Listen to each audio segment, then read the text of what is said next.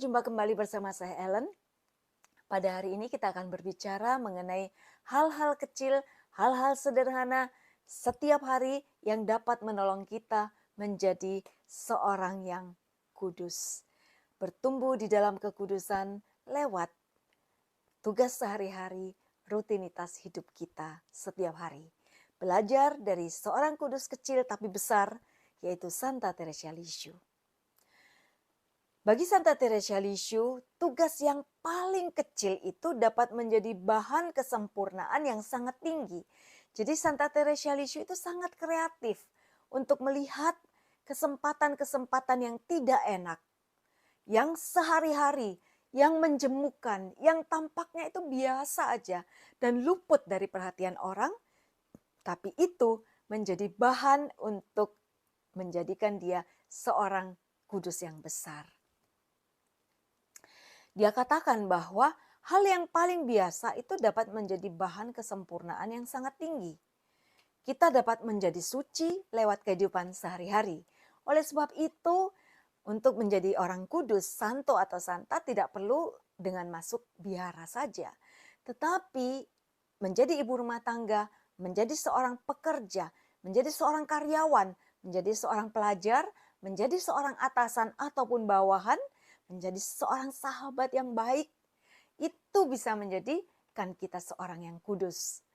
Teresa tidak mengalami stigmata sebagaimana Padre Pio, atau dia tidak juga mengalami levitasi ketika berdoa seperti Santa Teresa Avila ataupun Yohanes Salib yang bisa terangkat tubuhnya. Tidak demikian, dia tidak mengalami juga ekstase yang hebat, tidak sama sekali. Dia benar-benar menjalankan kehidupannya sebagai orang-orang normal seperti kita dengan tugas-tugas yang sehari-hari, yaitu membersihkan rumah, mencuci pakaian, melipat pakaian, seperti itu ya. Tapi dia mempersembahkan hidupnya sebagai kurban. Jika ada hal-hal yang mengganggu hatinya, jika ada hal-hal yang membuat dia ingin mengeluh, dia mempersembahkan itu sebagai korban silih, untuk para pendosa. Misalnya, ketika duduk dia tidak bersandar, atau ketika dia diminta ya untuk melakukan suatu tugas dan dia tuh sebenarnya kepengen sekali melakukan tugas itu.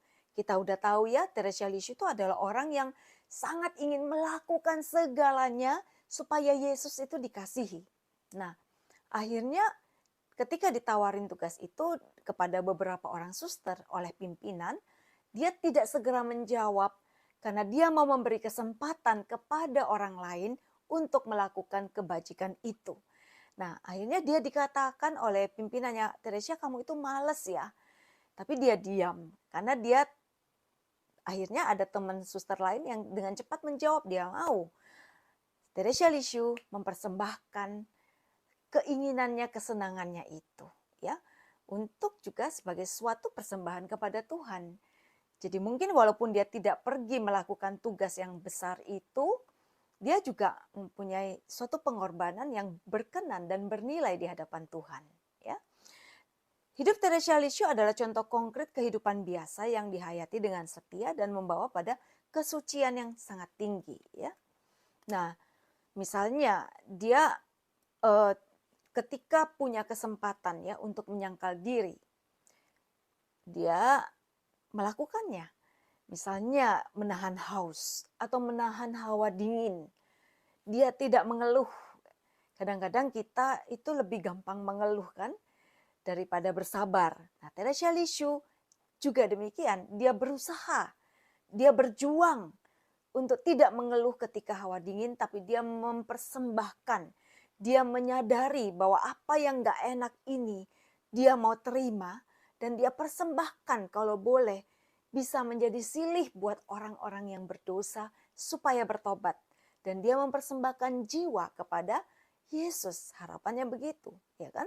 Nah, dia juga menghayati kemiskinan. Teresa Lisieux itu menghayati kemiskinan bukan hanya dengan rela kehilangan barang-barang yang dia suka, tetapi yang dia butuh.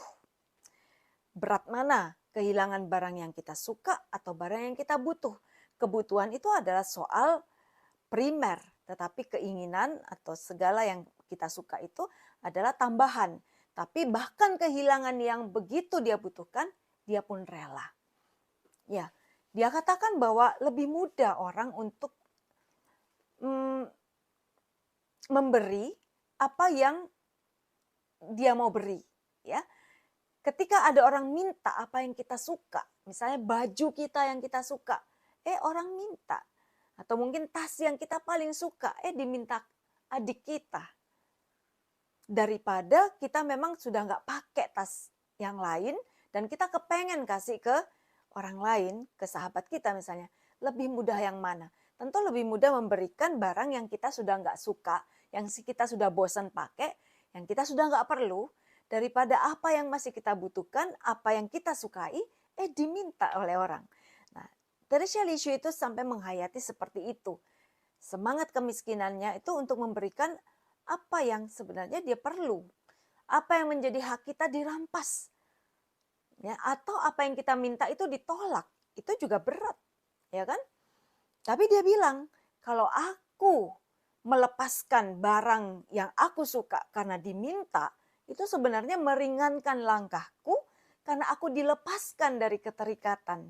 Dia mengatakan seperti itu, ya. Aku dilepaskan dari keterikatan akan barang itu, sehingga aku lebih bebas untuk datang kepada Tuhan. Itu dalam hal kemiskinan. Dalam hal kemurnian, Theresia Lisieux juga selalu mengarahkan pandangannya kepada Tuhan.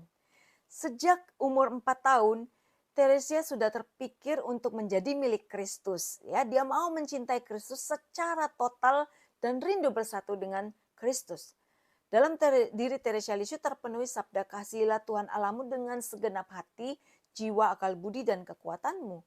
Nah, sehingga saking murninya, setan itu tidak berani menggoda dia dalam hal-hal kemurnian atau seksualitas, ya, dalam hal-hal kemurnian.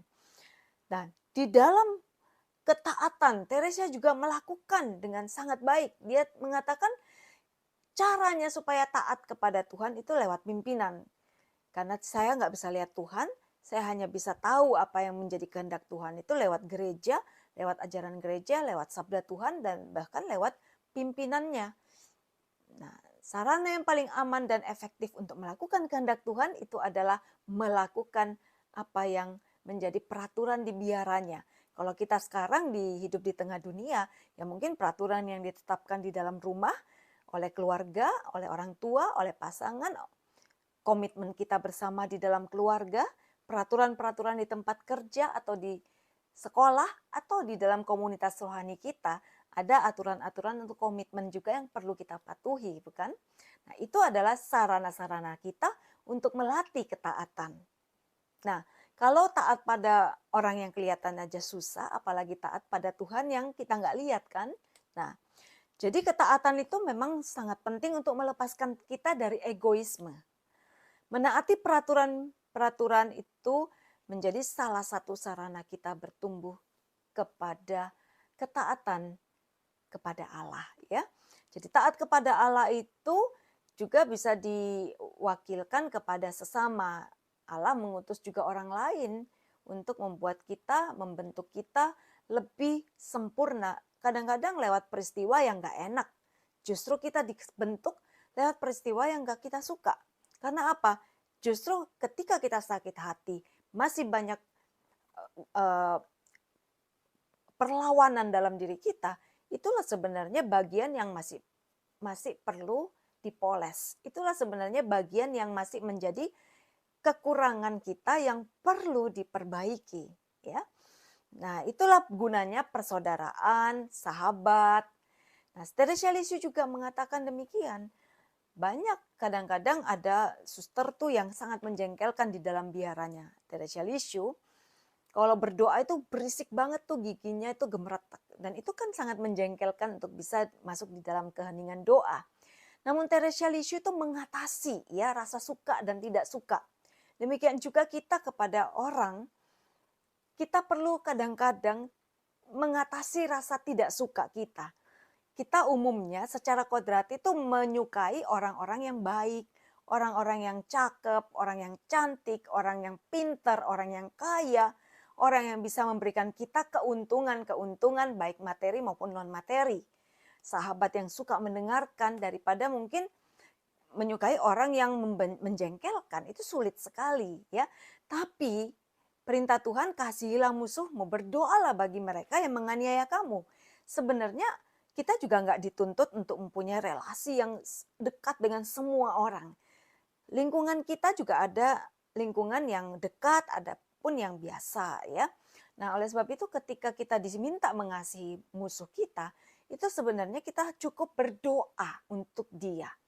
Bukan diajak untuk kita diminta untuk mengajak dia setiap hari makan, mengajak dia tiap hari untuk ikut di dalam acara keluarga kita, juga tidak demikian kalau dia bukan keluarga ya. Atau mungkin ngajak dia nonton bareng kita, tidak demikian juga. Tuhan tidak menuntut kita menyukai musuh, tetapi mengasihi. Dengan memberikan, kalau dikatakan ya, cinta itu sebenarnya, kalau kita mau katakan kita mengasihi musuh kita memperhatikan pertumbuhan rohaninya itu udah cukup.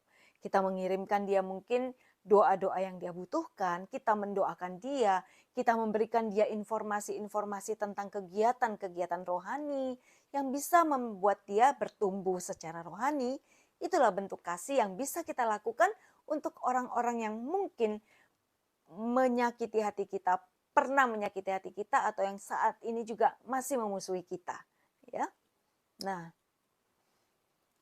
dia bilang juga bahwa Yesus sendiri kan mengasihi kita itu ketika kita masih berdosa, ya. Siapa dari antara kita yang tidak pernah berdosa? Tetapi ketika kita berdosa, kita tahu Tuhan itu masih mengasihi kita. Dan kalau kita flashback mungkin beberapa tahun ke belakang atau puluhan tahun lalu, maka sebenarnya kita ini, kalau kita flashback ke belakang, maka sebenarnya kita ini adalah orang-orang yang dulunya nggak tahu terima kasih. Ke gereja jarang, berdoa jarang, baca kitab suci juga jarang, namanya menolong orang juga jarang. Tapi kita ini ditolong terus oleh Tuhan lewat orang-orang di sekitar kita yang begitu baik, tapi kita nggak pernah sadar, kita nggak pernah bersyukur. Nah, tapi Tuhan sudah lebih dahulu mengasihi kita. Nah, oleh sebab itu, kadang-kadang kalau kita menjumpai orang yang menjengkelkan, yang nggak tahu diri, itu juga sebenarnya itu mencerminkan diri kita. Ya, dulu juga kita seperti itu, nggak tahu terima kasih. Tapi saat ini kita juga perlu menolong orang-orang yang seperti itu, supaya mereka pun mengalami kasih Tuhan dan merasa, iya dia adalah seorang yang berharga untuk dikasihi. Nah, Teresia Lisieux juga punya suatu kepekaan yang sangat tinggi di dalam cinta kasih.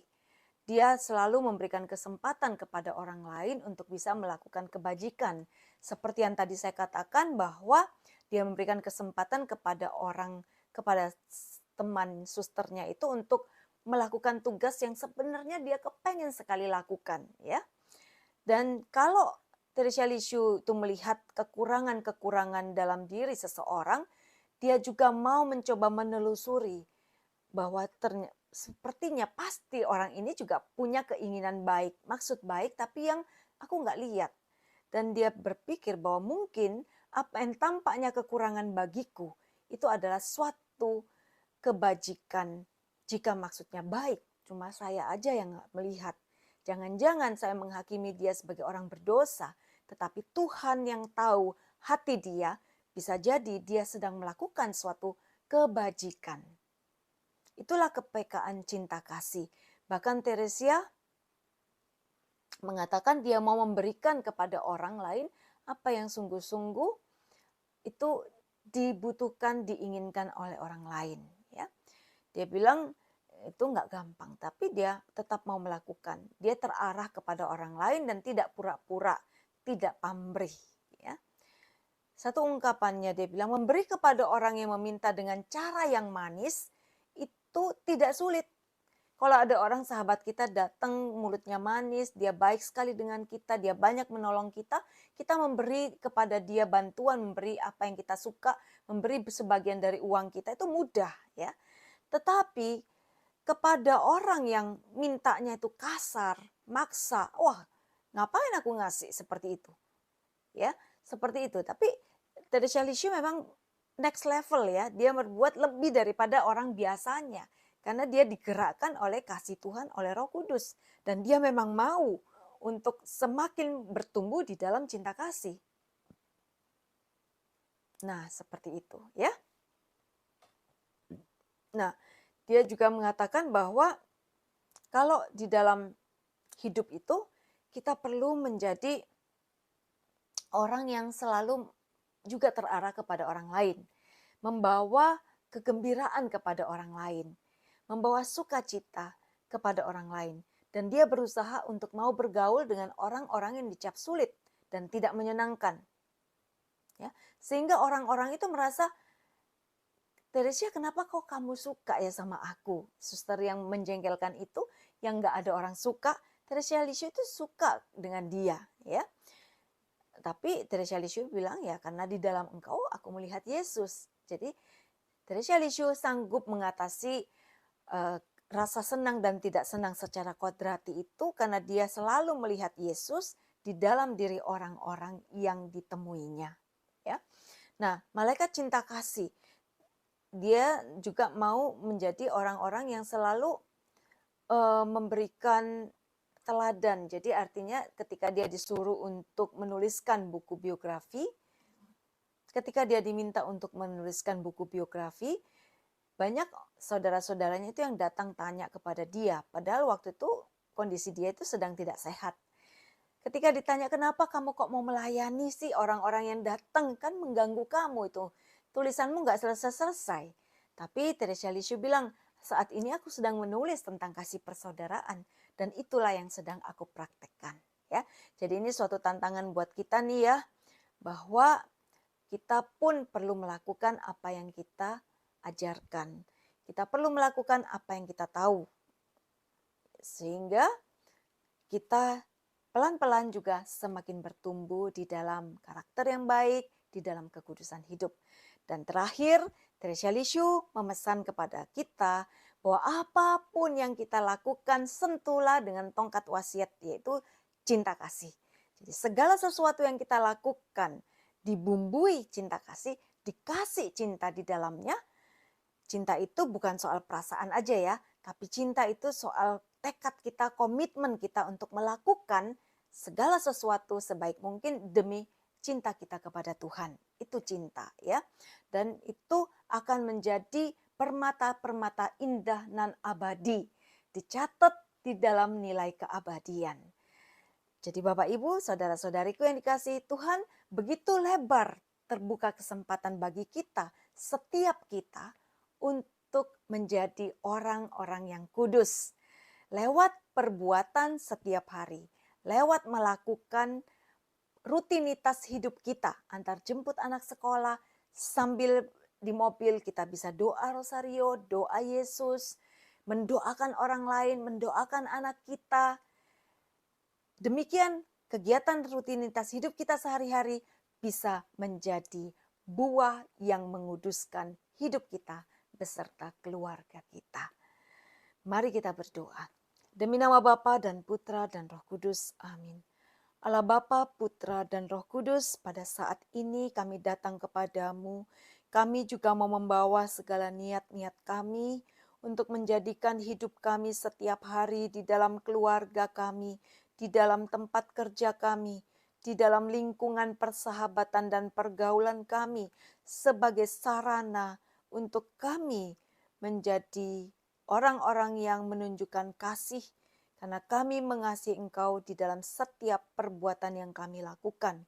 Hadirlah ya Tuhan di tengah keluarga kami setiap hari, di dalam perkataan dan kehadiran kami, kiranya orang dapat mengalami kasih-Mu mengalir di dalam hidup mereka juga lewat perbuatan kami, lewat tatapan mata kami, lewat kehidupan kami, lewat ajaran kami, lewat perkataan kami yang tidak menggurui, tapi perkataan yang menunjukkan perhatian yang tulus, solidaritas, dan tepat seliro.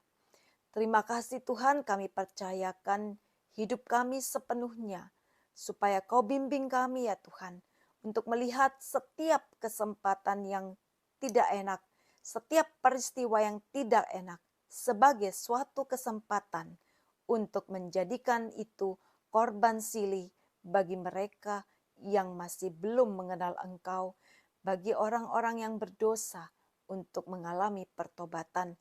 Biarlah penderitaan kami, kesukaran kami yang kecil-kecil setiap hari itu tidak menjadikan kami orang yang suka mengeluh, tetapi menjadi orang yang suka berdoa dan mempersembahkan korban silih yang kiranya berkenan kepadamu. Terima kasih ya Allah Bapa, Putra dan Roh Kudus, semua ini kami panjatkan demi Kristus, Tuhan dan pengantara kami. Amin. Demi nama Bapa dan Putra dan Roh Kudus. Amin. Terima kasih, sampai berjumpa kembali.